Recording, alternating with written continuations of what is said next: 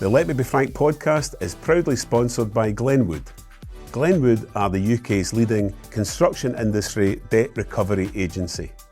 Remember, no win, no fee with Glenwood Debt Recovery. Find out more at glenwoodconstruction.co.uk.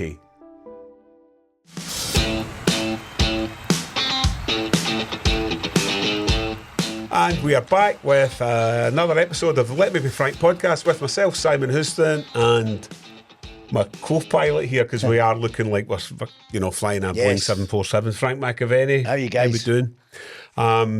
You're just back from Dubai. Just back from Dubai, yes. Yeah, you're right. I was out there having a good time and bronzed. doing a wee bit of Q&A and speaking. And our next guest was on last year over there doing this. Aye. Yeah, we'll have Dean Saunders. We'll get Dean Saunders with us. Dean, Hi, Dean, how you doing, sir?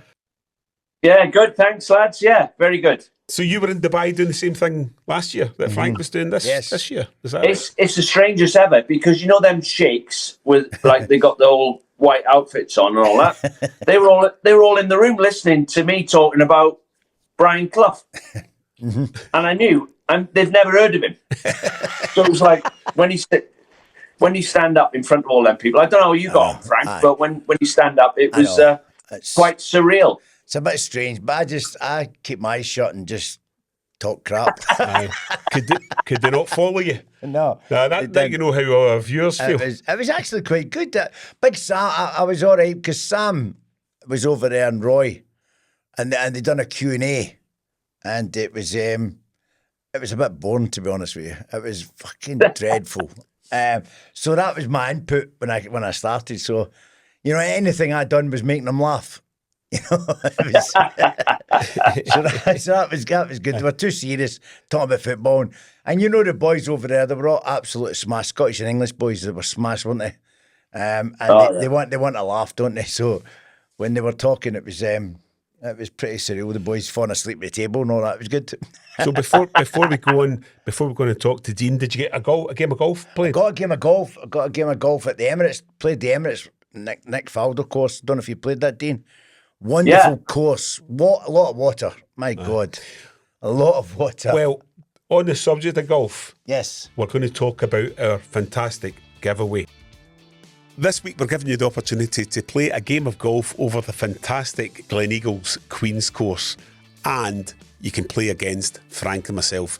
You and a pal can tee up alongside the legend that is Frank McAvennie and myself. And who knows, you might even beat us. I wouldn't think so, no, if I'm marking the card.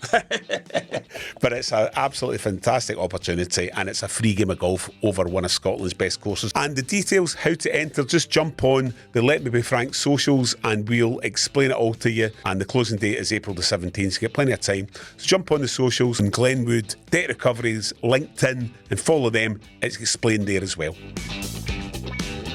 Dean, you like your golf as well. In fact, I was a guest at the Scottish PGA golf lunch a year or two ago, and you came along and spoke at it, and you were fantastic. You were very good. I think you were a late substitute for someone. I can't remember who it was, but you came on. Was it Paul Laurie? I stepped in for Paul Laurie, I think. Might have been, but it was a hotel in Glasgow. It's great. I love going to Scotland, actually, because I do a bit, I go as much as I can. I go to John Hartson's charity events, which I see you at, Frank, quite a lot. And then I also go to Andy Smiley. Obviously, Andy's a Rangers fan, but they have the charity, his daughter, charity. Yeah, his daughter. Yeah, that's a great charity. And they try and raise money for that. So, and I done the goalkeeper's testimonial too, who retired from Rangers, and Chris Boyd's do. I spoke at that. So I'm in Scotland quite a bit. And do you know what, though? When I go and play golf in Scotland, you're just treated completely differently to you are anywhere else in the world. Mm-hmm. Mr. Saunders, can I take your clubs to the tee? Can I clean your shoes for you? Can I give you some balls? Can I give you some clubs? Go in the bar. They'll get you a drink. You're just treated brilliantly every time you get there. So I love it. Before we go any further, we always ask some of our guests who are based down south, do they have a favourite between Celtic and Rangers? Go on, I'm just going to chuck that grenade in there straight away. Well, Graeme Souness signed me 5 times. Yes. Really? So I've been with Graeme a lot. A lot of my career, I've been with Graeme, and I owe him a lot. Yeah. And what a man. Yeah. Honestly, if I had any business, and I mean any business, and I wanted someone to run the business for me and make it work, I would employ Graeme Souness. Because he's exactly like you see on the TV, straight as a die. If you play for the club and you play for the team and you're accepting that you are a cog in the wheel of the team, he'll forgive you for everything you can't do.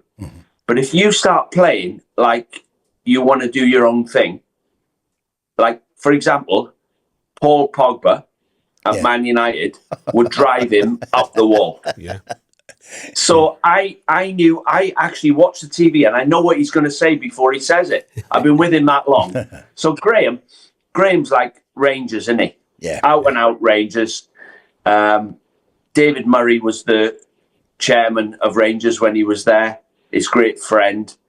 And Graeme, when he talks about it, it surfaces, you know, every now and again, Rangers and Celtic playing against each other, and Graeme, like, you know, or if he's speaking to anybody that's from Celtic or Rangers, I mean, he can't hide it. So well, you know, Graeme tried to talk me into it, you know, like into being a Rangers fan. But John Hartson's doing the other thing with me. I know. But you know, I was one of the first to find out about Graeme taking Rangers, because I was sharing a room with him at the World Cup. So nobody knew that he had bought Rangers at the time, and he told me, and he asked me to sign for Rangers, and I was like that. I can't really. And to be fair, Graeme was brilliant, but he's a good lad. I mean, it doesn't matter because the religion thing doesn't bother him. It's nothing to do with it. It's just he's a Rangers supporter. It was going to take somebody, maybe out with Glasgow to do what he did. You know, he wanted to change, but I told him it was never going to change. You know, it's never. Well, he changed. He signed Mo Johnson. I know he changed, but he's never going to change the mentality of both sets of supporters, is he? Yeah. So it's too. The best way to say it, Frank, if Karen, Graeme's wife, was playing for Celtic, right, next week, and the ball dropped between them in the centre circle, he would 2-foot his wife for 3 points, and he'd have no remorse whatsoever. No. Yeah. Well, actually, he would go and visit her. Breaking news, because as I understand it, Karen might be drafted into the squad for the Celtic Rangers game coming up this weekend. So you heard it here first. You heard it here first. No, he's a great. But lad. you know what, Frank? I'll tell you an interesting thing. I've learned so much about football from Graeme Souness, and obviously, like, I've got Liverpool running through my veins. Really, my dad played for Liverpool for 12 years and got transferred to Swansea. Yep. Met my mum and stayed there all his life, and then my first manager at Swansea was Toshak, John Toshak, and he started signing the Liverpool players, Tommy Smith, Ian Callaghan, Emlyn Hughes. And if you remember, he got them from the 4th division. In 4 years, they were top of the Premier League. That's right. So I was like a young player coming through. I was like 15, 16, 17, 18 when he done that. And then when Graeme signed me, I found, like, and Ronnie Moran and Roy Evans at Liverpool, they were saying the same things that my dad and Toshak said to me. Like, they got the same thoughts on football. Probably stemmed from Bill Shankly, you know, the way that you're actually supposed to play the game. And if you stepped out of that, they would jump all over you. I mean, like, for example, if you were 3-0 up, which you were a lot in games, and you started doing tricks and trying to take the mickey out the opposition, he'd bring you off. Yeah. Who do you think you are? But that's just keeping the game simple. That's just learning. You know, they're great footballing guys, Dean. They're not going to. I just think a lot of coaches at the moment, and this is my opinion, I think a lot of coaches complicate the game. I mean, I know you, and you know me. Could you imagine a manager telling me or you where to run? I mean, I don't get that. How can you tell me where to run? I'm on a pitch. No. Yeah, I've got a brain. Well, I've got more. What happens? Whatever happens, I've got to make adjustments. I've got to think about it myself. You can't. I think there's a lot of robots out there at the moment. Well, obviously, what my son's a striker as well. He's playing in non-league right now, and I've coached 6 teams, and I speak to the strikers, and I think I'll get these scoring. Yeah. But what you don't realise, and I do realise now after coaching them, obviously we could anticipate where the ball was going to go before everybody else. Yeah. So you can teach players where to run.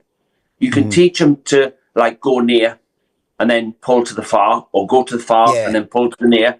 And you got come short and spin, or go long and come short. You can teach them that, and I've taught various players that. But the ones with a football brain, they get it the first time you tell them. Mm-hmm. The ones who haven't got a football brain, you can be there now 3 weeks, and they still don't get it. So what we thought was easy is not. And we were both strikers. I think a striker's job, for me, keep it simple, right? Your job's to get 20 goals a season. Yep.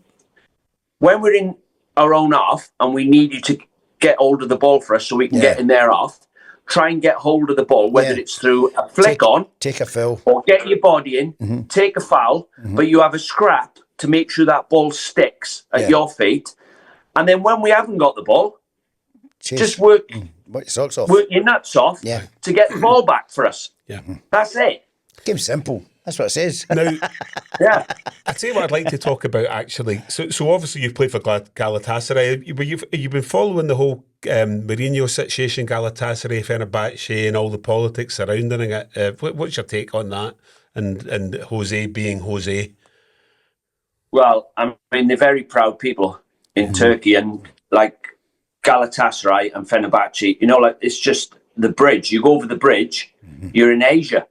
Fenerbahce's in Asia, Galatasaray's in Europe. Yeah. Sort of. Yeah. So it's across the Bosphorus, isn't it? Yeah, you go over the Bosphorus. So obviously, when the most famous game, I think it's up there in one of the most famous games ever in Turkey, is when Graeme stuck the flag in the ground. And that was the cup final. I was playing in the game, and that was a cup final.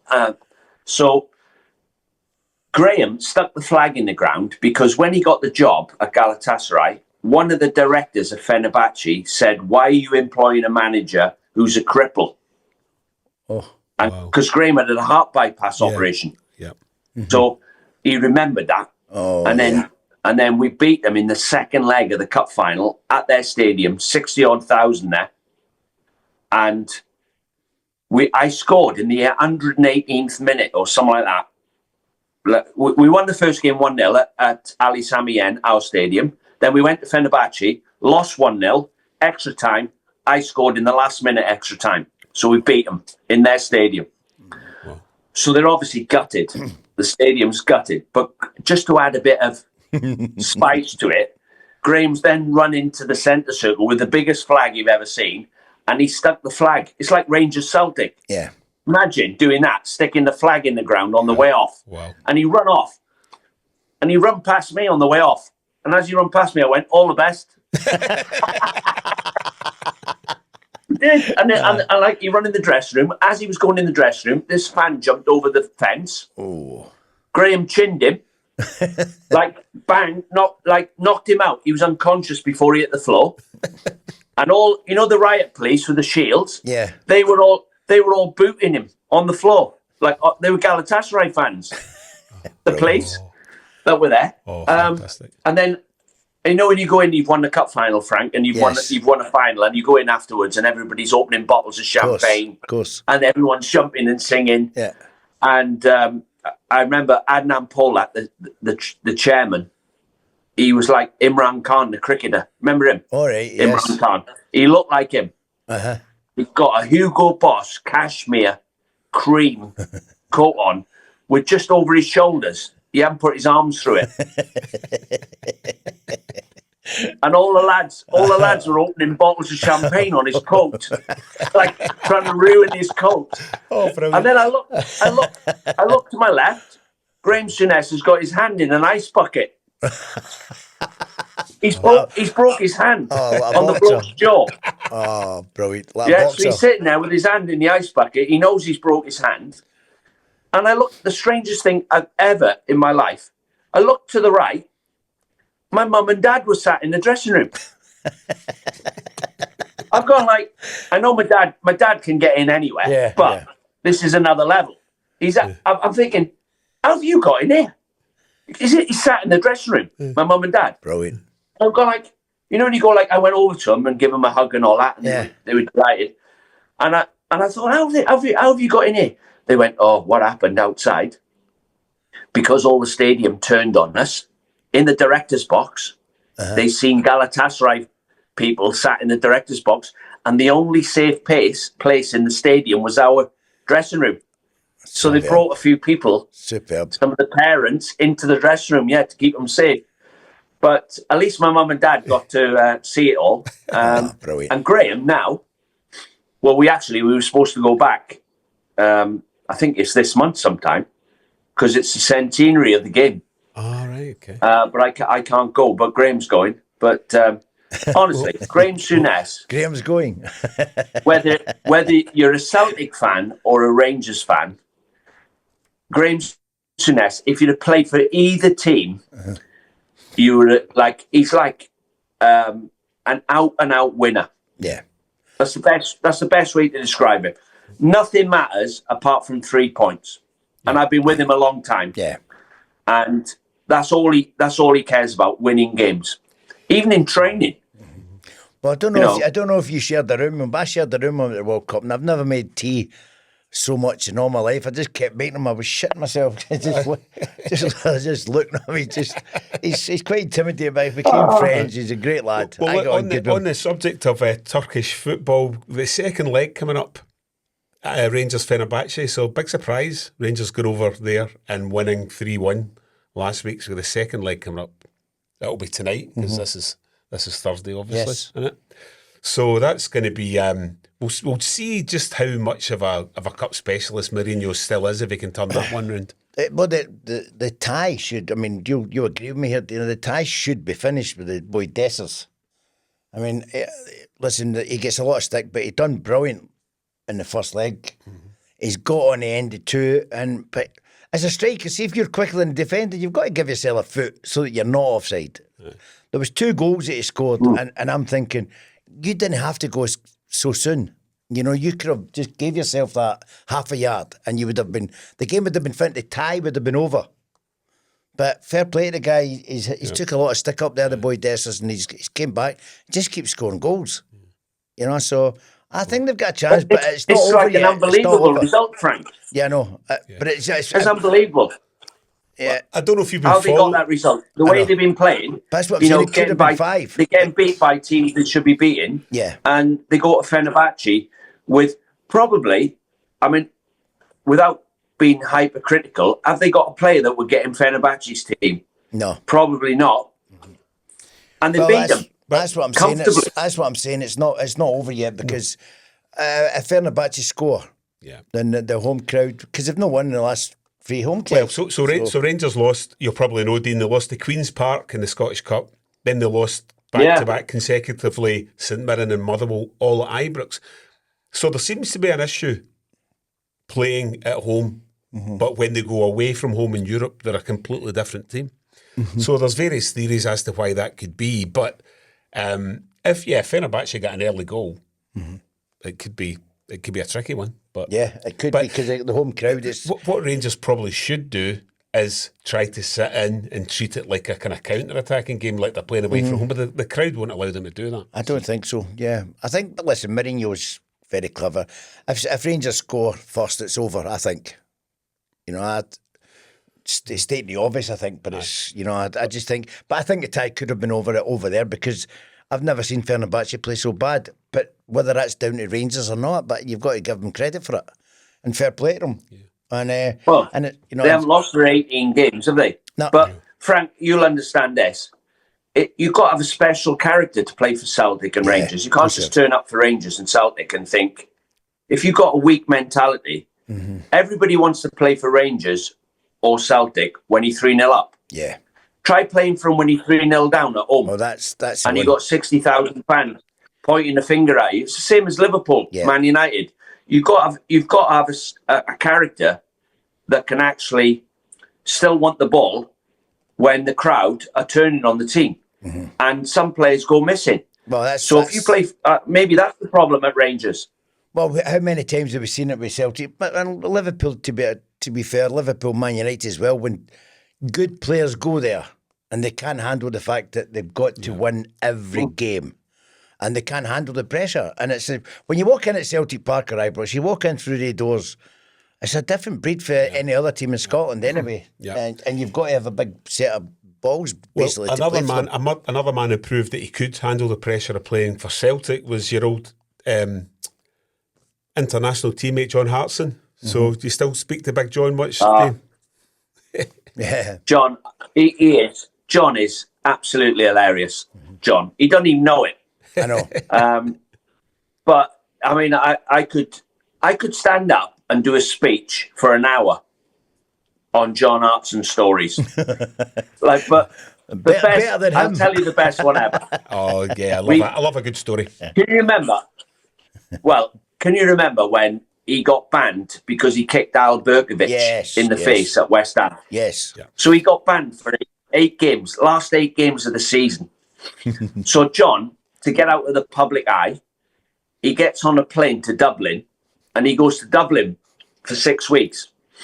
So we've got a game, Wales. I was playing for Wales and he was playing for Wales. And normally the games go June the 11th, there's always a game around that June the 11th time. So you've got like a break from when you finish playing. It's a nightmare because you've got no one to train with and you've got to keep yourself fit. So John's gone to Dublin and all he's doing is drinking Guinness and eating pies. Right? So we've turned up Tunisia away. Now, Tunisia have qualified for the World Cup and some idiot in the Welsh FA has thought it was a good idea to play him in a friendly in Tunisia in June. It's 120 degrees. And John's ginger, isn't he? By the way, so he's in trouble from all angles, right? He turns up and he's not fit. He hasn't trained since May. And it's 100 degrees, right? The kit man has only got medium kits. The shirts are only medium. There's no extra large. So there's a team photo, a Welsh team photo, right, where we've all got green on, green socks, green shorts, and John's in the back row, and we're on the pitch. It's a team photo before you kick off, like you do. Yeah. You see Brazil having a team photo. It was Wales. John's in the back row. You'll see it online. He's like a tomato, his head, because it's so hot, and his kit don't fit him. He's bursting out with his kit. So it's hilarious. So I'm playing up front with him in the game, and they're like Brazil, Tunisia, like we're 3-0 down at half time. 3-0 down, right? They're like 1-2 us off the pitch. You know what it's like, Frank? You go away, you play these teams, and you go, but by the way, how good are these? So, but they're all ready for the World Cup. So anyway, 3-0 down half time. And we haven't had a kick, me and John. 4-0. We get beat 4-0, right? We're a bit better second half, 4-0. So 20 minutes to go, though. Ball goes over the top. I chase it into the corner flag, left wing, down the left wing. Centre half gets there before me. He's trying to kick the ball off my legs to get a throw in. So I'm standing, I've got my arm on him, and I'm standing there for ages. And I'm trying to get my legs out the way. He's trying to get a throw in out of me. And I'm doing that and doing that. And all of a sudden, he turns back towards the goalkeeper and rolls the ball along the byline to the keeper. So I'm waiting for my partner. Yes. I'm looking round for my partner, John Hartson, right? I look round. He's on the halfway line like this. Can't breathe. I can't breathe. He's going to me. Sorry. So fantastic. So Bobby Gould, the manager, puts his number up, takes him off straight away. Off he comes. So we got beat 4-0. We walk in the dressing room. As we're walking in, Gary Speed, great We all miss him, the late Gary Speed. Yeah. He kicks the door open. Gary boots the door open. We go in and we sit down and Gary Speed goes, "We are a shambles of a nation. Absolute shambles." He said, "We come over here," and Bobby Gould goes, "What are you on about? What do you mean, Gary?" He goes, "We come over here. You've not checked the hotel out. There's no air conditioning in the hotel. Why hasn't someone come out and checked the hotel? No air conditioning. It's 111 degrees on the pitch." He said, we have to leave hotels. We went to that hotel. You know that, and I don't know if I can say this. Remember that hotel where everyone got shot on the beach? Yes, yes. Remember that hotel? Yes. In Tunisia? Yeah. He took us to that hotel. Right? So we're in that hotel now. So he goes, Speedy goes, "The training ground was a cabbage patch. Why have you not sent someone over, done a bit of like research, made sure the training pitch was right, made sure the hotel's right, and you get that. And by the way, we played a system that we've never practiced in training. We've never tried it before. And we turn out and Bobby Gould goes, "Gary, that performance is my fault, is it? That's my fault." He said, "I get it. It's my fault." Anybody else got anything to say? Chris Coleman, who ended up being the manager, Chris Coleman, he went, "Bob, look at the state of everyone. We've been training for an hour every day for 3 hours. The boys have all got sunstroke." And he went, "Chris, is the weather my fault? Is that my fault, the weather, is it? That's my fault as well, is it? Anybody else got anything to say?" John Hartson goes, "Bob, why did he take me off?" He went, "You're not fit, John. John, you're not fit, son. You've turned up." It was like, honestly, you've lost 4-0, Frank. Yeah. You can't laugh. Brilliant. You can't laugh. But it was one of them, sometimes in the dressing room when you've lost and you want to laugh. Yeah. When he was on, and do you know what he done? But before the game, he went and had 9 holes of golf. He had no cream on. He looked like the singing detective. Fantastic! I love that line of Martin O'Neill's. I spoke to him earlier, John. Big John, did you? Aye, brilliant. Honestly, he's a great lad. He's a mate of mine. He don't mind me telling that. Martin O'Neill famously said, "John, get warmed up. You're coming off." Right, Simon, time for another shout out to our sponsors, Glenwood. They've been a huge help to a lot of businesses. They certainly have. Glenwood are the business debt recovery experts. And I know you wish they were around back in the day when companies owed you a lot of money, Frank. What can I tell you? I think I'd be lying in the Caribbean in a yacht rather than sitting in a studio with you. No offence, mate. Aye, none taken. But anyway, Glenwood are experts in debt recovery. So if you're a business and someone owes you money or are messing you around, Glenwood are the people to call to get yourself the money you are rightfully owed. Exactly. If you do the work, you should get the paid. And Glenwood make sure that you do that. No messing about. That's it. If you want to get paid faster, get in touch with Glenwood at glenwoodconstruction.co.uk. And don't forget to tell Frank sent you. But we'll never get an Oscar, but don't worry about it. As we speak, tomorrow will be the Gold Cup, and you're currently in Cheltenham, and you obviously spend a bit of time with Alan Brazil. How are you enjoying TalkSport? How are you enjoying the Brazil and McCoist and Jim White and all the other Scottish contingent? Don't forget Shaban. And Shaban. Yeah, big fan. Shaban, yeah. Big friend of the podcast. Well, they're all great. I mean, so you got Ali McCoist, who's obviously... He's got more jobs than anyone I know. Mr. Perfect, Ali, isn't he? Mr. Perfect. Everybody likes him. I know. They asked me the other day to pick the sexiest presenter on TalkSport. That was what they asked me to do, right? So I've gone to... I've given it to Ali, haven't I? Because Ali's got MBE, OBE, LGBTQ plus 1 MFI and being 2. He's got every award you can think of, and everybody loves him. I know. It's amazing. I know. Everybody loves Ali. Alan is a character that will never get another Alan Brazil. Yeah. When he's gone, Alan, it'll be a sad day for everybody in the world. Of course it will. He's a character beyond belief. Jim White is brilliant at his job, really clever, transfer deadlines, thinks about it quite a lot. He's on with Simon Jordan. Simon's brilliant as well. Bounce off each other, don't they? Yeah, and Simon gives you an angle of running a football club, which we don't know about. Yeah. And Simon actually, tactics, he sort of dabbles in it, but he knows when to leave it to the footballers. Yeah. But Shaban comes in. She's a brilliant character as well, Shaban, and she has to... Shaban, you've got to admire Shaban. She's coming into it's a male world. Yeah.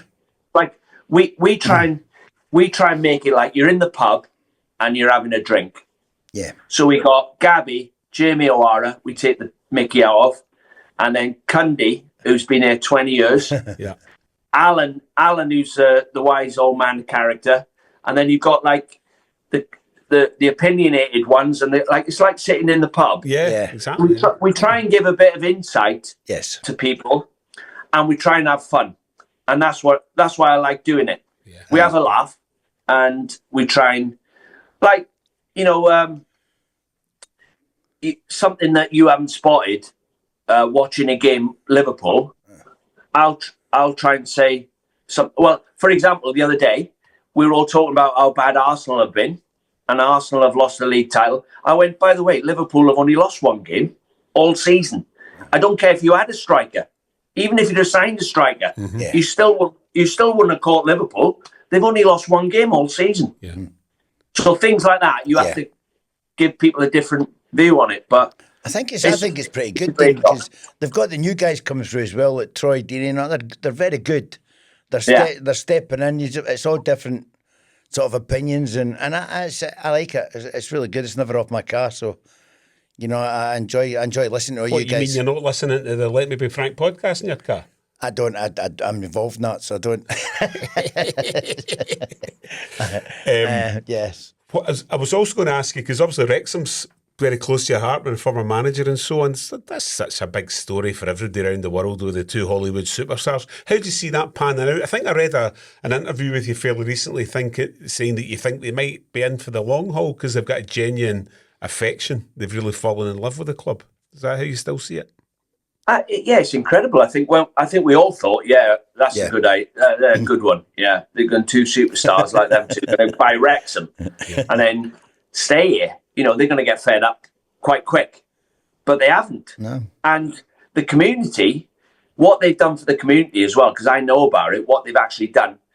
And they put Wrexham on the map. People go there, tourist attractions now, going to Wrexham. Mm-hmm. That pub outside the ground, you got to go in there with you need a pair of boxing gloves on sometimes when you go in there. But they've made it a tourist attraction. The old place is just buzzing. He brought his missus over as well, didn't he? He brought his missus over. Yeah. I mean, it's incredible. Yeah.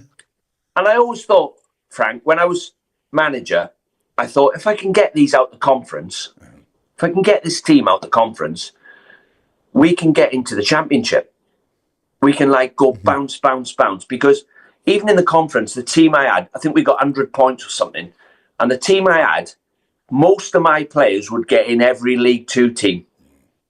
I managed to, I got enough time, 2.5 years off the owner to build a team. And I built a team where they could all play in the next league up. And I thought, if we get into League Two, we'll win that. But they've done it. If Paul Mullen, the striker, they paid, I don't know how much they paid for him, but from what I can gather, he's on $8,000 a week. My highest paid player was £1,250 quid. That was the good wages then, and that's all you can afford. But my budget was 750,000 for the year. Wow. That's all the wages. I think probably now it'll be 7 or 8 million. Well, they've got Fletch down there as well. You know, Fletch is there, and he comes on, and still does well for them. But he's incredible when you speak to him, because the chairman that phone him, and he's like, "You're like, really? Hollywood's on the phone." That's what I keep saying. Do you know what, Frank? When I got to Wrexham, right, obviously I finished. I went to Sheffield United, Benfica, and then I was at Bradford in the Premier League, and then Graeme asked me to go to Blackburn as assistant manager. And then we went from Blackburn to Newcastle.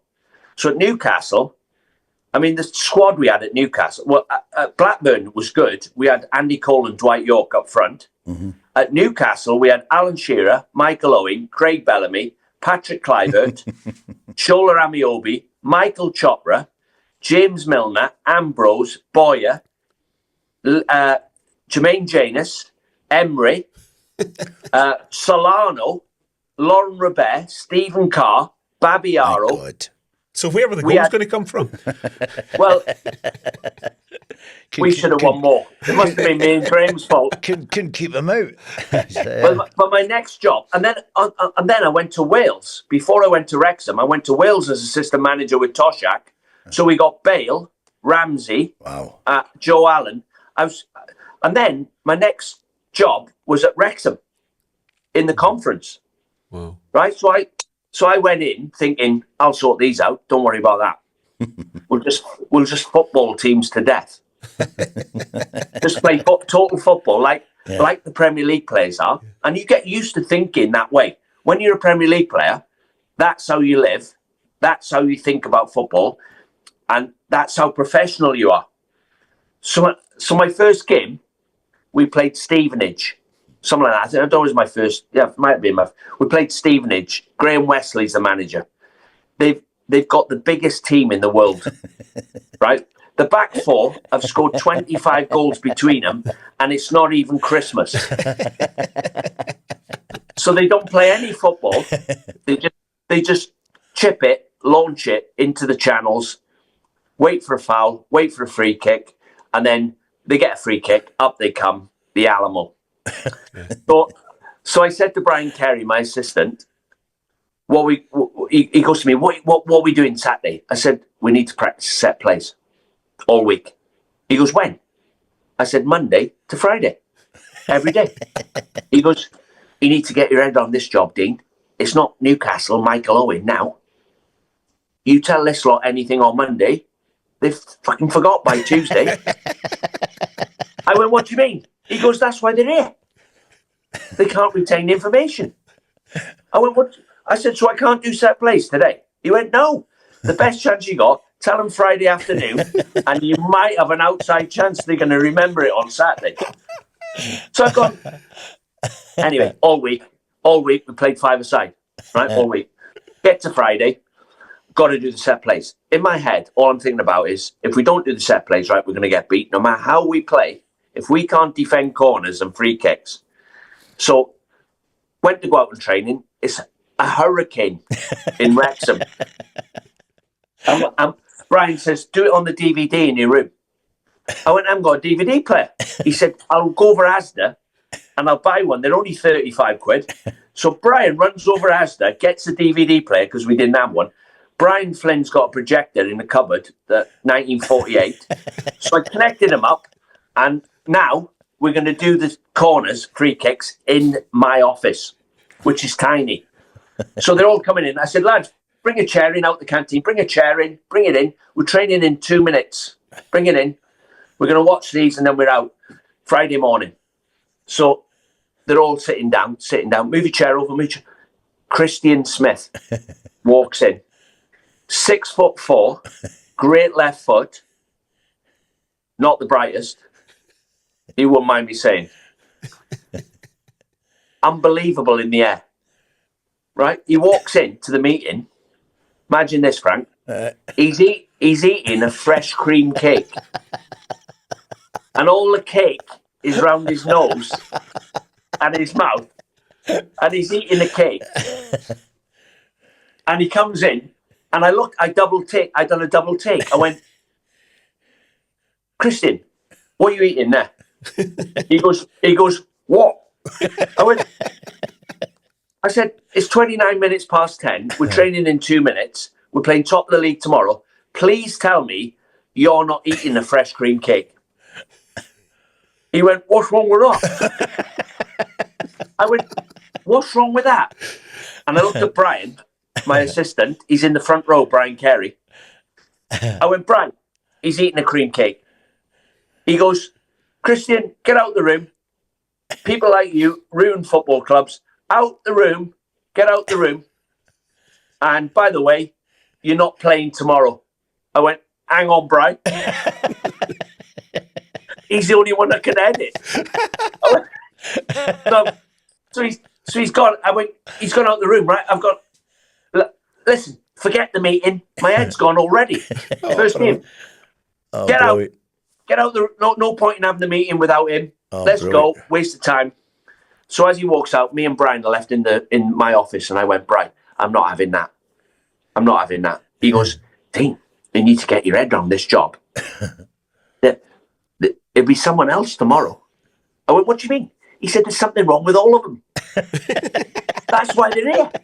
I went, what do you mean? He goes, get your head around the job. Let's get some results. Come on, get your wetsuit on and let's get out there. So I get my wet top on. We walk out. The players are jogging around the pitch with the fitness coach, right, doing laps. Andy Mangan, the striker, who's Joey Barton's assistant, he'd scored 15 goals, cheeky scouser. He breaks out the warm-up, and me and Brian are in the technical area on the training pitch, and he runs past me and Brian, and as he's running past, he goes, that was a bit harsh, Gaffer, this morning, wasn't it, on Christian? I went, what do you mean? Harsh. He goes, I said, come back. I said, harsh? I said, he's eating a cream cake 2 minutes before we go training. And he goes, yeah, Gaffer, you've got it all wrong. He was the only one that hadn't finished. They'd all had one. Oh, fantastic. But because he was thick, he was what had happened, Andy Mangan had told him, go on, walk in the meeting eating the cake. Because it was his birthday. I didn't know. Oh, brilliant. It was his birthday, so Mangy said to him, go in the meeting eating the cake, and the gaffer will say, happy birthday to you. You know what it's like when you wind one of the young players up and he's walking with the cake. He's absolutely killed him. Oh, brilliant. So that was my introduction to Wrexham, but superb. I loved it there. It's a great club, and honestly, if they get in the Championship, they'll get 20,000. Yeah, crap. That'll be a great story to watch. Have another Netflix season when that happens. We've not even got to the bit when you came to Aston Villa and kicked me out. Oh, aye, very quickly. So you two didn't actually play on the same pitch? Cross pass. I was there, and Ron, the same team. Ron got me fit, but he says that Dean was coming in for big money, and he actually offered me a contract. Big Ron offered me a contract, and I said, look, I want to play at the end of my career. You know, and he's paying a lot of money for you. He's not going to leave you out. And Daly and when that was there, weren't they? They were good boys there. We had a great laugh. Yeah, didn't we? I know. I'd have enjoyed it. I'd have enjoyed it. We were winning every week, and we won the League Cup final against Man United, which was brilliant. And we had Ron. Hilarious. I honestly, I could sit on your podcast all night and tell you stories about Ron, but we haven't got time, obviously, because he plays football to training, and everything's your fault. If you don't pass it to him, it's your fault. You get beat, it's your fault. He used to play every day, didn't he? I know, he loved it. Right, without telling a story, I'll tell you what he's like. He looks like John Candy. If you don't know who Ron Atkinson is, he looks like John Candy, 28 stone. Yeah. Training is designed for him to play right wing every day. He plays right wing.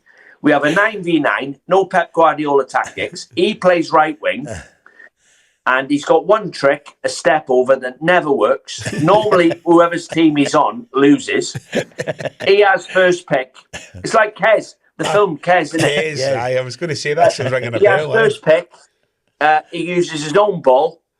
He's got the permanent tan. Like a Dorito colour. You know, like the Doritos crisps you have, like that orangey brown. full of jewellery. He's got a Bentley outside, and he actually thinks he's the best player at the club, which is hard to believe. But you'll agree with me, Frank. He actually thought he should have been. He was close to playing every Saturday, and he was the ref as well. So if the game was going wrong, he just ruined it, giving decisions. But I still play golf with him now. He's 84, and do you know what? When I look back on my career, my dad helped me because my dad was a footballer. My dad definitely helped me, give me determination.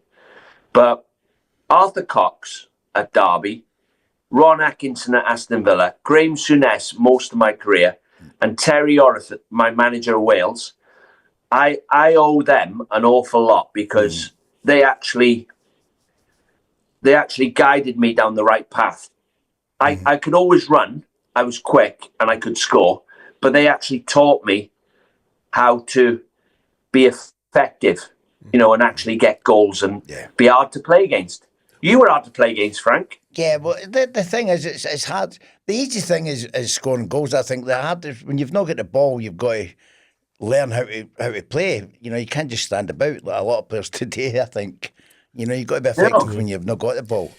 Not one manager ever said to me, "Stop working hard and stop scoring." Not one. You're on about like, who's the best man to get the best out of Marcus Rashford? Oh, yeah. Well, it's Marcus Rashford. Yeah, of course it is. Yeah, that's such a good point. What do you mean? No manager. I didn't care who the manager was. Didn't bother me.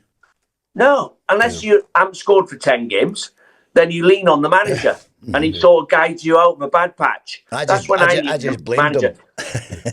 But if I'm scoring and I'm playing all right, just leave me alone. Yeah. I don't need motivating. I don't need someone to tell me where to run, like you said.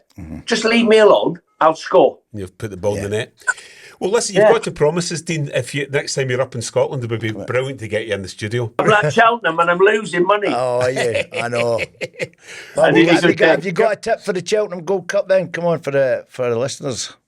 Well, the new Lion is my tip for the whole meeting. Oh, I'll tell you what, I might have a bet at that because I was the Irons, wasn't I? West Ham. Go on. They were the new Lion. Okay. Yeah. All right, okay. Well, I may have a wee bet for that one. All right. Remember to gamble responsibly and all that? Yes. Yeah, but, we might just do that. Not that I know anything about racing, but it's a story. It's the story behind it. I like the story. The story behind it is the man who owned it, he sold his whole string of horses. He's just sold up. And he's only kept a share in this horse, the new Lion, because he knows it's really good. It is really good. Right, okay. Right. It's running against some great horses, but he's kept the share in that horse. And Dan Skelton's riding it, and they're training it. So what's it's going to have in Cheltenham, everyone's trying, aren't they? Okay. Well, listen, what we'll do is we'll stick a couple of quid in the new Lion, and then next time Dean comes on the podcast, this place will be covered in gold, and of course, brand fantastic new set and whatever. Yeah, but listen, we need to head off because time has caught up with us. And a quick reminder before we go to hit the subscribe button, follow Let Me Be Frank podcast on YouTube and social media, and as I always say every week, thanks to Mr. McAvennie who has a contacts book the size of the telephone book. And he'll continue to get all the brilliant thanks, guests. Dean. Really appreciate coming on, pal. But Dean, no problem, Frank. All the very best, Dean. Thanks for joining us on Let Me Be Frank. No, thanks very much, lads. Cheers. Cheers. Thanks, we'll see you all buddy. again Bye-bye. soon for another episode.